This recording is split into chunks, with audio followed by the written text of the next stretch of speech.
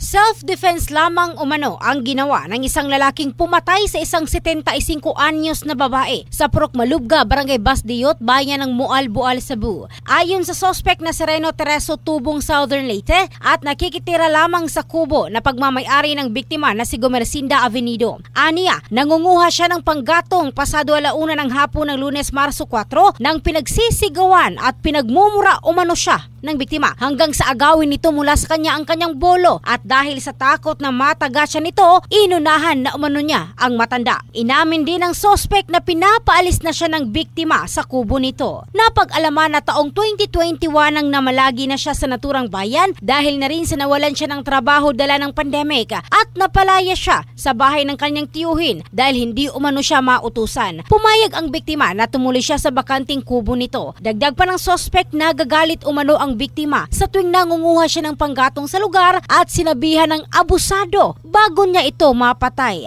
Hindi din umano siya gumagamit ng iligal na droga at pananahin ng sapatos ang kanyang pinagkakakitaan. Sinabi niya na nawala na siya sa kanyang sarili ng mga panahong iyon kaya't nagawa ang krimen. Pinagsisihan niya ito at handang harapin ang parusa. Ang bahaging ito ay hatid ng Drive Max Adult Herbal Capsule, lalaking laging umaangat in the heart of changing lives. Ito si Michelle Craste ng Brigada News Philippines, the Music and News Authority.